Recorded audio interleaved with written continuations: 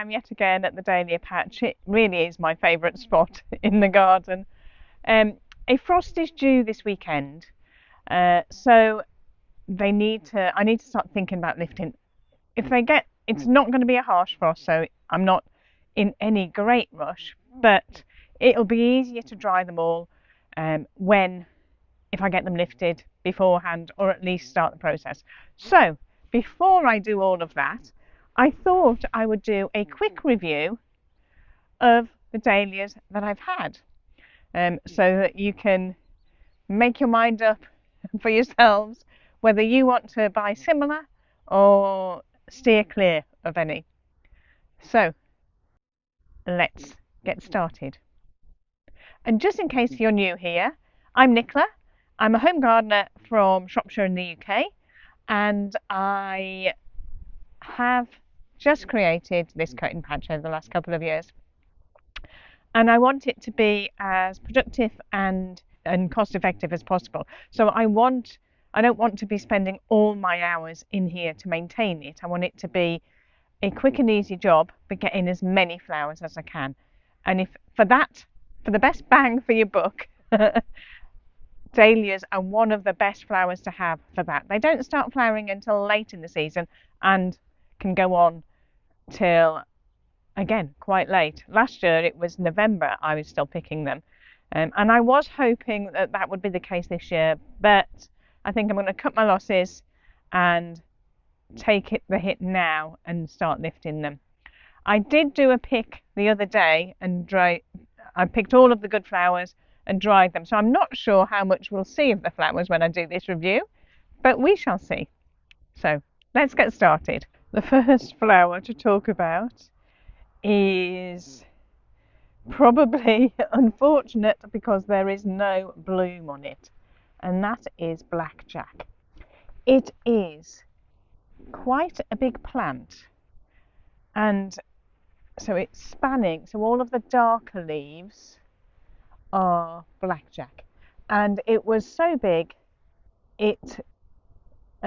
we had some rain and it snapped in half, which could be the reason why I've had very few flowers off it. I could probably count on one hand how many flowers were on it. However, those flowers were really spectacular. They were really deep black with a hint of red, a good size, cactus-like. It could be just a misfortune this year for it. It's the first year, and I know now to make sure I stake it well for next year. So it's definitely a keeper, and hopefully next year we'll have more blooms. We shall see how that goes. The next one on the list is Urchin, which is, where's the best place to do it? I have it either side, so it's this one here. So it's a lovely cactus, beautiful colour, lovely flower. However, it has really weak stems. So if you can see, we've had a bit of rain and the stem just doesn't hold the head up. And even once you've picked it, chances are the head will snap off before it's even got to the bucket. So I've had this for several years, and I kept hoping that it would, because the first year I thought, oh, it's just because it's a new tuber, so it's been delicate. But obviously it is a delicate flower. And I can't really think of any reason where I could put it where it would help, because if you look, all of the heads are facing downwards, so you don't really get that good a display. So even if it was just a garden plant, then it's still not a great display. So I am going to cut my losses and not keep that over the winter. Dogs are deciding to play and fight over an apple. Hopefully they'll stop barking soon so I can carry on, or it's not too distracting. But let's carry on. So the next one is Cafe au Lait, and it is a wonderful flower. It is on the large side. Actually, as we speak, the flowers seem to be slightly smaller, whether it's because it's getting later in the season. They are becoming more of a reasonable size, but they've been much bigger than that at the earlier on in the season, and they just become a little difficult to handle. The colour's fantastic. I thought I had a cafe au lait, but I have a feeling this could be cafe au lait rosé because it's just got a pink tinge to it. And it's a bit hit and miss as to whether you get the full cafe au lait colour, which is just a hint of blush, or whether you get a full pink flower. So it's not 100% reliable to give the same blooms. But it does produce loads of flowers. So as you can see, I cut this from with all of its good flowers in maybe 2-3 days ago, and look at all of the flowers that are still there now. They dry really well with a good colour and a good shape, so for that reason alone, even though I can't really put them in many bouquets, they're good for drying. It will be a keeper in my books, so that will be staying. What we've also got here is a orange dahlia, which is a bit pom-pom like, or coronel bronze. I had flowers early on in the season, and then there's been nothing until actually now that I look, we've got several buds. It seems such a shame that I'm going to be cutting it. It is a good plant. I think, unfortunately, my planting scheme for this took in account of the colours, but not the size of the plants, and so it's been trapped between cafe au lait, the Downham Royal, and the Blackjack, which are all big plants, so it's just been drowned out. So when I'm starting to dig these up, I am going to make a note of sizes so that next year I'll take better care with what I plant next to each other so that they don't swamp each other. But this is a keeper. It was really good. I just needed more flowers, and I've had more flowers in the past, so I'm assuming it will be fine moving forward. It's just been unfortunate placement. As we're here, we've got Penhill Dark Monarch. I don't know what name I called it before, but it's Penhill Dark Monarch. And again, I love the colour. It's been fantastic. It's not as florific, if that's the right word, as the cafe au lait. The flowers aren't quite as big, and they don't seem to open as much, but they are equally useful, so I will definitely keep it. I don't know whether it's just a thing this year because we've had very little sun, but it just hasn't opened much in the middle, and so it's been difficult to judge when to cut it. But nevertheless, it's still a good flower and dries reasonably well, I think, from the trials I've done so far. So it's a keeper. Next one up is Milena Fleur. Now this has been fantastic this year. The amount of flowers it's produced is amazing. So if I can just get a picture of that. It kind of opens up and can be sometimes pom-pom like as well. I have 2 plants and it has just been a constant. There we go, look. The colours change as they get older, so they start off being more peachy pink and getting more yellow in the centre as they get an older. But they've been great, perfect size for arrangements. There we go, that's a lovely one. So perfect size to put in arrangements. Definitely be keeping that. Next to it is Labyrinth. Now I think I cut all of the flowers off this plant. I think I've got another one elsewhere. Let me find that.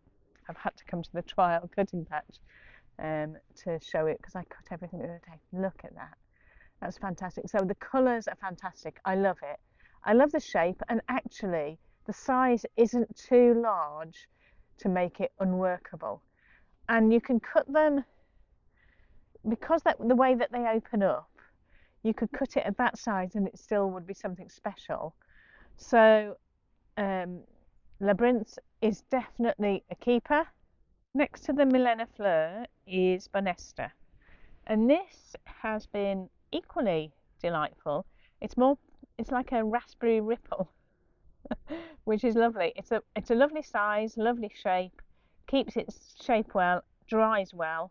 So again, I'll be keeping that. I've had plenty of flowers off it.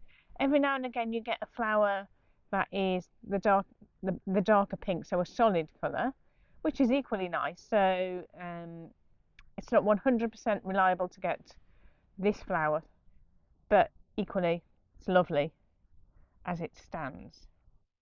I did have next to this plant a Princess Elizabeth, and it just seems to have disappeared. So I don't quite know what's happened to it, but it's it's gone. So I would perhaps not recommend that.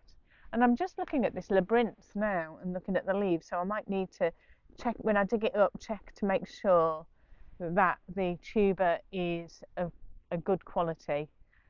But we'll come to that when we are digging it up. And finally, we have Snowflake. And I guess the name should have indicated the size of the flower. For me, for cutting, it's not really helpful. It's similar to the urchin. It's got very thin stems, although not the heads do stay on the stems, so not as delicate as urchin.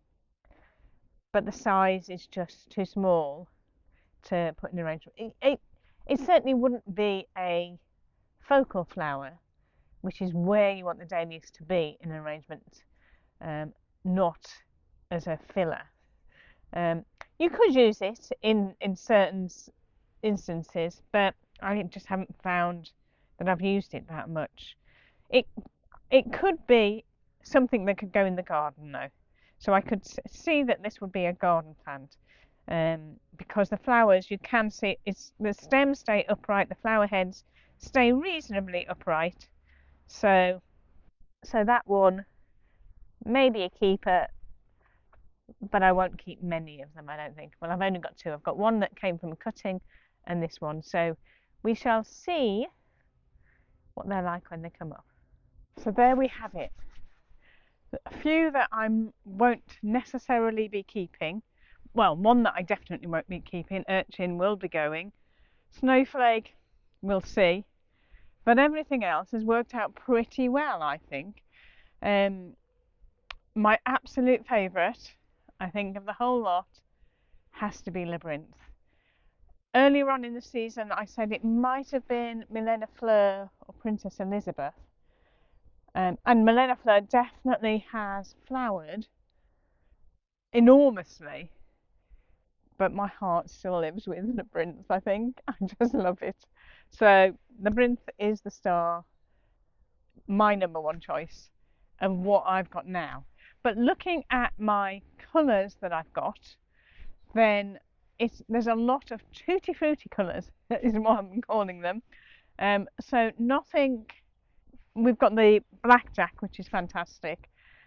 This is the only orange one, and I would really like some deeper colours, so a deeper orange, or maybe some more berry colours, so something more rose-like, softer rose-like colours. So they're going to be what I'm looking for when I start looking through the catalogues to see what's next to add to the collection.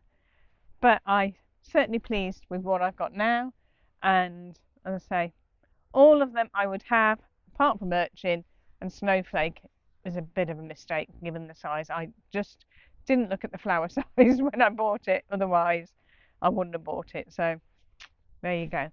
So let me know what has been your most successful dahlia or your favourite dahlia in the comments below. Really interested to know what's working well for everybody else. And they may go on my list for next year.